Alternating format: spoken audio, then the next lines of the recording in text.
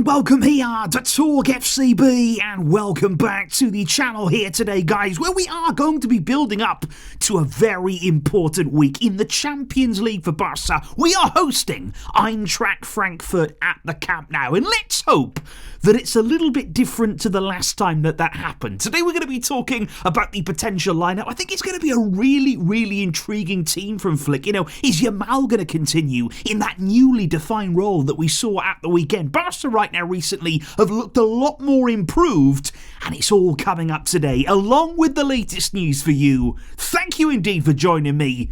Now let's do this. And I would like to say a very big thank you indeed to each and every one of you, because over the past few days I've seen a lot of these sort of 2025 YouTube recaps coming in, and I've been blown away by the support I really have here. To see so many of you with TalkFCB there among your top channels for the year, that's absolutely amazing. And to see the amount of videos that you guys have been watching from me throughout the year, it actually surprised me, to be honest, that I'd made so many videos. So I really appreciate you all tuning in for that. Thank you.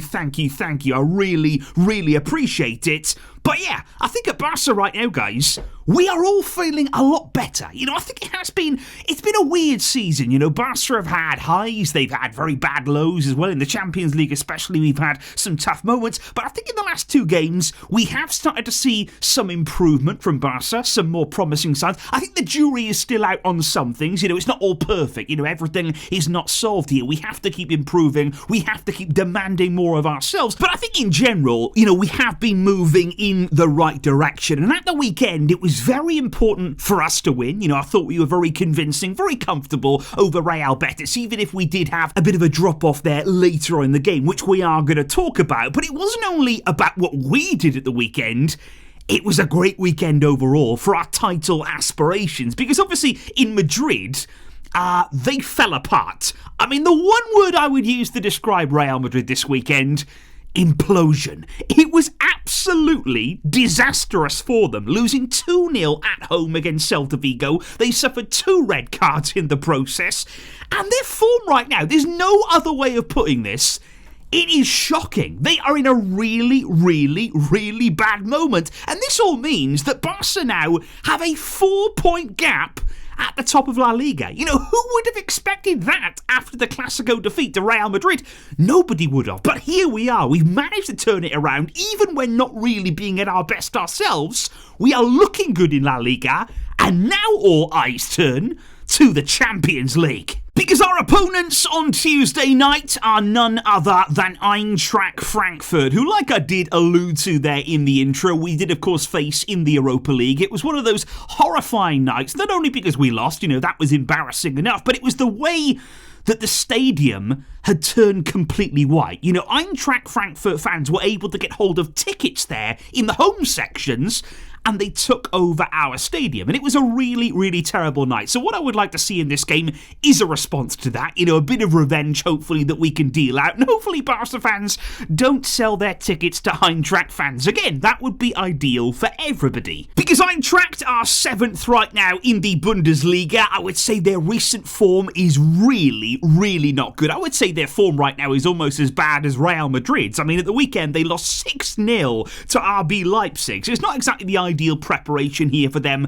coming to Barcelona. They've actually failed to win any of their last 3 games, and that also includes getting absolutely hammered at home in their last Champions League game, and that was against Atalanta just a few weeks ago there, and they are 28th in the Champions League standings right now. So right now, they are outside of a playoff spot. They are one of those teams who are outside of those knockout stage places, and it should be noted, though, that they are only 3 points behind Barca. Because that's the thing right now, guys, with a game like this, against a team like Eintracht, in the form that they're in, you'd usually be thinking, are we going to rotate a little bit? Are we going to rest a few players maybe? Is this an opportunity to give a few players, you know, some minutes here and there? Because even Flick said today, everybody knows that the last 3 months for us, there's been so many injuries. We haven't been able to distribute the minutes. We haven't been able to rotate in the way that we wanted to. And in the last 10 minutes against Betis, for example, what we saw was the players getting tired. It is not easy to always play and hold this kind of level. So Flick, I think, ideally would like to rotate.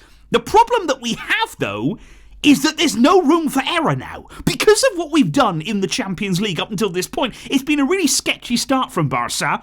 We have to win these games now. We are into the final 3 matches of the league stage, and ideally, we need to win them all. We want to win them all. They are all very winnable games now for Barca. We are targeting maximum points because ideally we are still looking at the top 8. Is there any opportunity to break into those automatic qualification spots that avoids any playoff? It avoids 2 extra games in an already packed calendar. So Barca, they want to win this game. They want to win the next 2. There's no margin for error here. We don't want to drop any more points in the Champions League.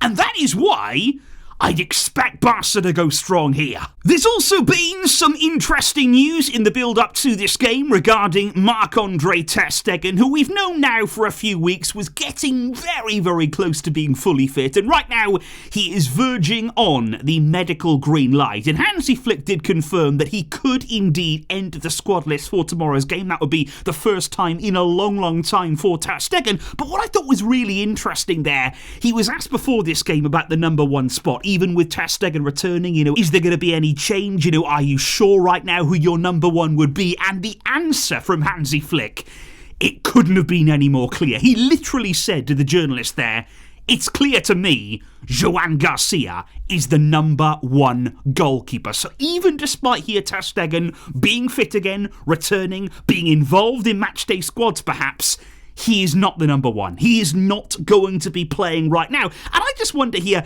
you'd imagine ter Stegen was aware that was going to be the case. I know the club told him back in the summer, we're signing a new goalkeeper, he's coming in, we're excited about him, he's our future. Unfortunately, you're not the number 1 anymore. Now, I remember in the summer, ter Stegen didn't take that too well, and he didn't seem to agree that that would actually be the case. So I just wonder now, does he accept that he's not the number 1? Does he accept now that he's back fit that he's still not really going to play? Because either way, the clock is ticking on his World Cup dream. Ahead of the January transfer window here, he knows if he wants to play at the World Cup, if he wants to be the starting goalkeeper for Germany, he has to leave. He has to leave and go and play football. Nagelsmann has literally told him that. And publicly, Nagelsmann has said, look, something has to change. Ter Stegen needs to play football if he has a place in my team. So if he wants to play for Germany, ter Stegen needs to leave in January. And that is obvious to everybody. I mean, if he doesn't care about the World Cup, then he can stay. There's nothing stopping him here from seeing out his contract, picking up his wages at Barca. Nobody's disputing that. We gave him that contract indeed. But yeah, he's not going to play at the World Cup then if he stays at Barca. And I would be very surprised by that, given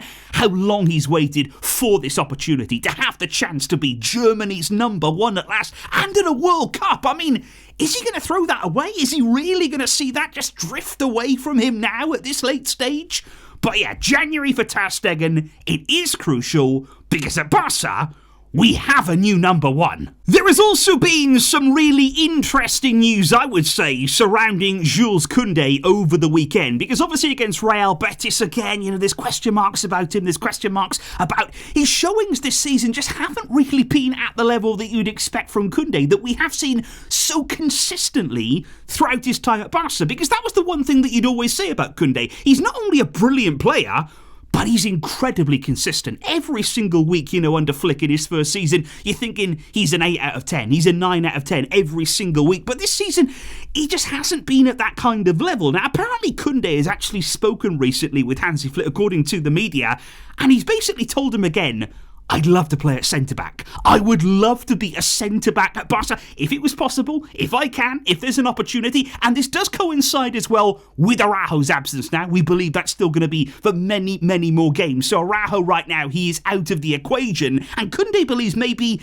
that he can step in with Barca. Not exactly blessed with options in that area, not a huge amount of depth. So Koundé would like to play in his natural role, even though he hasn't really played it for a long time. I mean, even with the French national team, he is still operating there as a right back. So just how fresh, just how confident is he now at centre-back? He's played it for so much of his career, but recently, of course, like I say, very much a right back. What do you make of that, guys? You know, would you move Koundé in field? Would that maybe help to rejuvenate him? Would that give him a bit of a confidence boost there? Would you trust him playing at centre-back in this kind of system, in that high line? Or would he maybe suit this kind of approach. That is definitely something there to think about, and even maybe ahead of this game. But I do have to say, guys, one of the players that really impressed me against Real Betis, and somebody I really want to see more of, it is Marc Bernal there. He came on for the sort of final 30 minutes against Betis, and bear in mind as well, that was when the rest of the team was really starting to tire, but even so, he really stood out to me. I thought when he was getting on the ball, he was looking after it so well, and what I would say about Marc Bernal right now, he looks a lot more powerful. You know, we've all known about his talent, his quality, his potential now for quite some time. He's always been dubbed as a real up-and-coming talent, but I think during his injury, it was such a tough time for him. He spent so much time away from the game, but what he did do in that time, he worked on his body. You know, he's certainly got a lot stronger. He's certainly there, able now to command himself on the ball a lot more. And I thought he was great against Betis, and I would like to see more of that. I'd like to see more of him, and hopefully as the season goes on, he's involved more and more and more in this Barca team. And you could say the same here for Rooney Bardghji. You know, is he going to be involved again? He was a surprise starter against Real Betis, but look how well it worked. I thought Rooney took his chance really, really well. I thought Yamal moving in field, it created a lot of space on that right-hand side, space that we wouldn't usually see. You know, if Yamal is over there, they're swarming around him. They're doubling up on him. But because you bring Yamal in midfield, somebody then is going to be free. Somebody is going to get a little more freedom. And that worked really, really well for Rooney, who took his goals so, so well. So could he play again? And are we going to see Yamal in the 10 again? Personally, I'd love to see it. You know, I've been waiting all season long to see it. We did against Betis. I think we all enjoyed it. And I think it has the potential here to get even better as well. And even more so when you add Raphinha to the equation. I think that makes our attack even more unpredictable. I think it brings the two of them closer together. Don't forget that as well. Imagine their Yamal closer on the field to Raphinha. Usually they're on opposite sides and still they can combine. They can create chances for each other.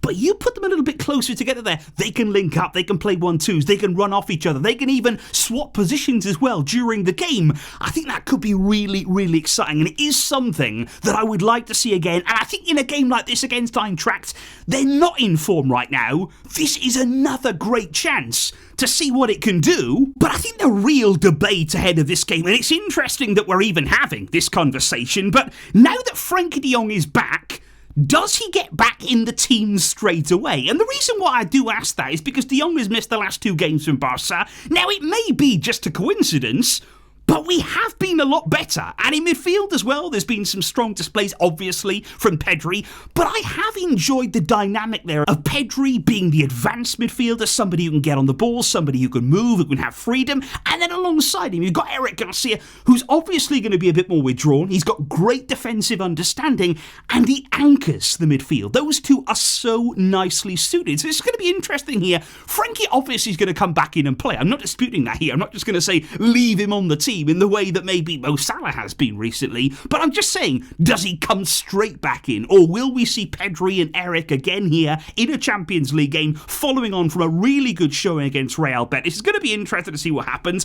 I wouldn't be surprised if Flick brings back Pedri and maybe plays Eric at right back, but still, it's a question that should be asked. Because, yeah, in my personal opinion, this is what I believe that Hansi Flick will do. I think maybe Frenkie does come back into midfield there alongside of Pedri. I think Eric then goes to right back to replace Koundé. Like I say, he's still struggling for form and momentum, but I think Rooney could well get another start in this game. Yamal may well be able to play in that central role. Raphinha there as well. And Ferran, I mean, he scored a hat-trick in the last game. You can't really leave out a player who's just bagged the match ball, so I would expect him to start up front there. The back line, I think we're starting to see a little bit of consistency here. Balde's there, Gerard Martin, of course, he continues to play very, very well as that left-sided centre-back, and Pau Kubasi, of course. Flick was very, very complimentary towards his performance against Betis today. And guys, what would you make there of that potential lineup? Are there any changes that you would make? And how do you feel ahead of this game against Eintracht Frankfurt? I am going to go with a Barca win by 4-1 in this one. I think we're going to continue our fine form. We're going to keep scoring goals. We might concede one, but who cares? We are going to score plenty, and this team is capable right now of going on a run. Do let me know all of your predictions down below. I will see you tomorrow for the big match itself, and let's hope for more Barca magic. Thank you indeed, guys, for tuning in. But until next time, as always, Veshka El Barça.